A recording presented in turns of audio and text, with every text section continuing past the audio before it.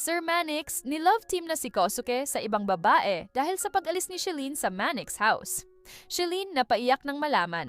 Narito panoorin ang video ni Amanda kung paano naging one-sided. Pag nasa isang bahay kayo is para kayo magkakapatid. Kailangan i-accept nyo yung mga flaws ng bawat isa. Dapat kung may kahinaan yung isa, i-improve nyo. Kung merong tukso sa isa is dapat sasabihan nyo siya. Yung magtuturingan kayong kapatid.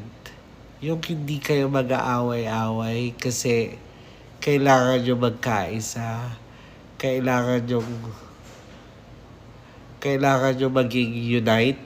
Kailangan nyo kumbaga, bawat isa kasi may responsibility, di ba?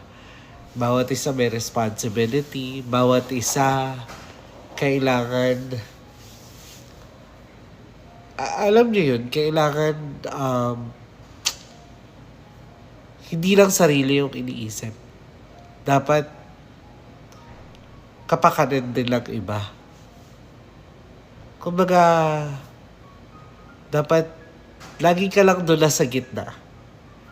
Hindi yung hindi yung ibibigay mo yung pagiging makasarili mo.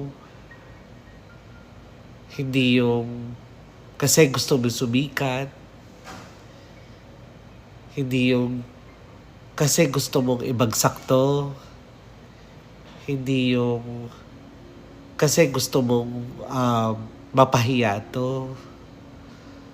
Dapat nandun ka lang lagi sa gitna. Nandun ka lang lagi sa level nung responsibility na gusto mo lahat kayo makaangat. Pero, sa nangyayari kasi is, meron din namang tao na parang dahil sumusobra siguro, para siguro bigyan ng leksyon, para maparealize sa kanya na mali ka eh. Kailangan mo ma-realize. Kailangan marinig mo kung ano yung mga mali mo. Kailangan sabihin mo sa taong to na ito yung mali mo. Kailangan mo ma-realize sa sarili mo na dapat baguhin mo to. Dapat bigyan mo ng pansin yung mga kamalian mo. Hindi lang basta dahil sikat ka. Or hindi lang basta dahil nakapagsalita ka ng maganda sa kapwa mo, wala ka ng bahid dungis. Dapat lagi mo rin iisipin na ako. May mga kamalian din ako. Hindi ako perfect na tao. Kaya kong i-improve to. Kaya kong tanggapin kung ano yung pagkakamali ko. Dapat ganon. Kaya kong lunukin yung pride ko. Siguro yun yung mali dito sa loob ng bahay. Siguro yung mga tao dito is nagtanim na ng galit sa bawat isa. Pero, kung titignan mo is okay sila lahat. Pagkausap ko sila, okay sila lahat. Masaya, trabaho. Dapat ganun talaga. Which is, talagang meron lang din kinikim-kim yung iba na mga sama ng loob dun sa kanilang mga sa kanilang puso at saka sa kanilang isip na gusto nilang ilabas para ma-realize ang bawat isa na ito pala itong taong to. Na dapat ma-realize itong tao na to na mali ka, oy. Hanggang dito ka na lang. Dapat i-improve mo na yan. Kasi kung hindi ka may improve lalo kang ino-nominate. Di ba?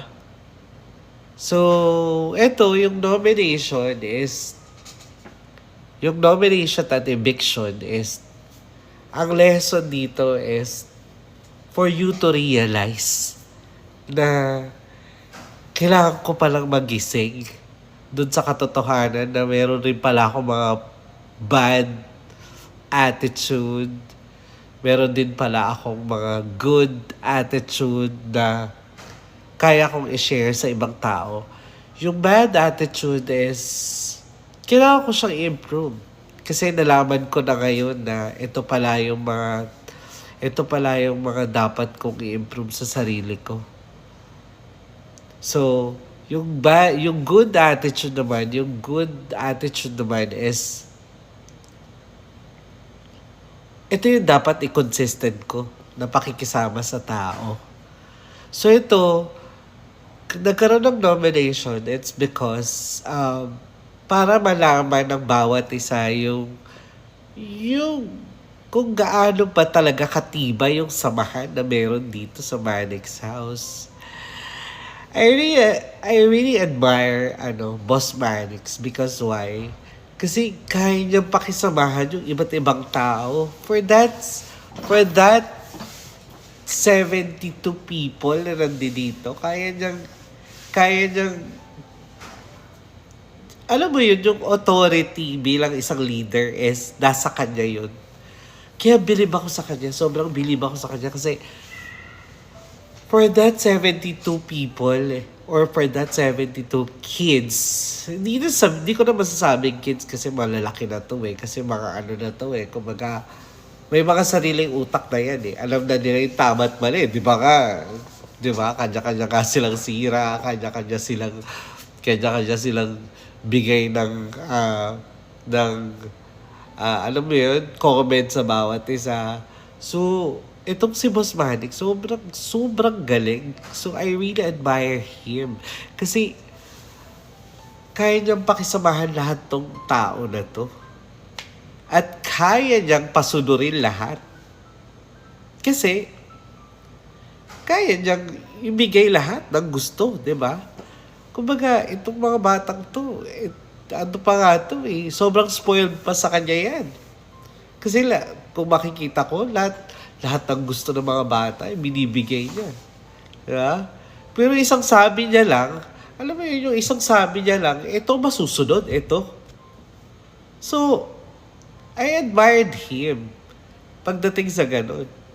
Kasi sobrang galing niya pagdating sa, alam mo yun, sa communication, kung paano makipag-usap, mahinahon, maayos, na pag-aayos niya. Isang salita niya lang, sobrang susunod yung tao. Kaya ako, alam nyo, naniniwala ako na matatapos rin tong sigalot na to. Pero, syempre, sa ngayon, mainit pa. So, ang comment ko dyan is, siguro abangan na lang natin kung hanggang saan yung PC ng isang Manix Carancio. Di ba? Dahil ako nararamdaman ko, mahaba pa yung PC ng isang Manix Carancio. Kaya, abangan nyo na lang yan sa mga susunod pang mga mapapanood nyo dito. Yun lang. Thank you so much, guys. I love you sa support niyo dito sa Manix Fam. And sa lahat mo nagmamahal sa amin dito, maraming salamat sa suporta ninyo. I love you so much.